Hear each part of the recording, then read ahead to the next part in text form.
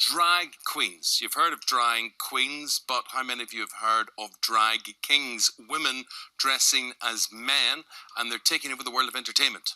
Yeah, so what is the appeal, and is life better in a man's world? I have to say, I hadn't heard of drag kings until this morning, so I'm very interested in learning about this.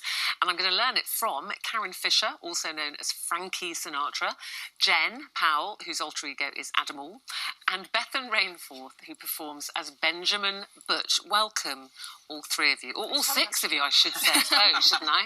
You and your alter egos. When you are dressed as your alter egos or your performance characters, whatever you like to call them, I'm sure you'll tell me. Do you like to be addressed as that character or your real name? Or as the character. It's easier. As the character. Less confusing. Okay, so you are Frankie Sinatra. I am indeed. So how did all this start? It started for me doing drag back in the 90s, but there was no market for it then. And I was actually the only drag king in London, and it's hard enough being a lesbian, let alone being anything else. And who was your drag character then? Still Frankie? No, I was Georgie Michael. Oh, Georgie which was Michael. really hard work. There was a lot of facial hair, trust me. Presumably the singing is part of the act. Yes, I do sing. So yes. does that present you with any difficulty as well, singing, like Old Blue Eyes? I've been a pauper, a pirate, a poet, a pawn, and a king. I've been up and down and over and out, and I know one thing. So no, not really. But all of this, for all of you, is born out of your love for drag. I mean, presumably, do you see yourselves exclusive that there can only be drag queens or drag kings, or is it a love for the whole love of drag overall? It's definitely a love of all of drag. Drag is about breaking down boundaries and discussing gender, and I think that's open to everyone, and it's open for every form that it presents. So do you hope, Jen, eventually we won't even need to discuss gender, really? Is that what... That'd be great. Yeah. That'd be great. That'd be amazing. To be dressed as a person and not male or female would be, like, amazing. Do you three know each other, or do you know each other from the circuit? You do, you do. Very well. So when you get together like this, is it the characters meet, or you as women meet here? What's the chemistry like between the three of you? We're just people. I mean, when we're on stage doing the show, you're in character. Off stage, we're just mates. And what is your stage show? I mean, what do you perform? Me, I sing. I do a lot of mashups of different songs. I do lots of costume changes. There's a lot of comedy involved, a lot of props and storytelling involved with it. And Bethan, what about preparing to be Benjamin?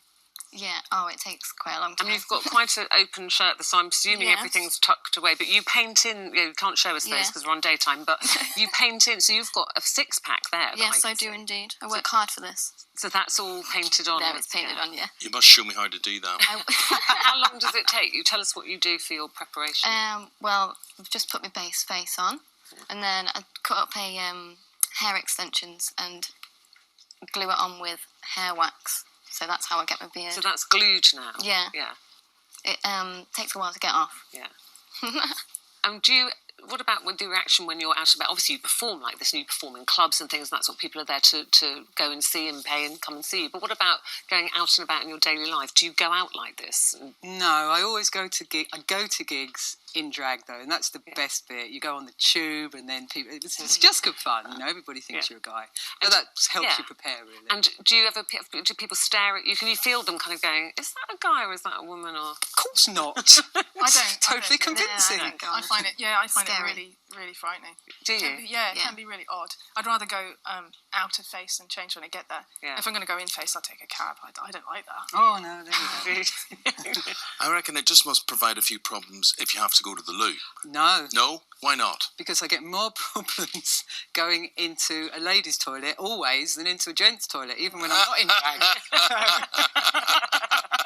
What they don't know won't hurt them. So what is the future of Drag Kings now? What are you hoping will happen now? People, you're edging. I didn't know about Drag Kings until this morning. You could be a very good one, darling. Thank you, yeah. I could see this. Do you think it's on...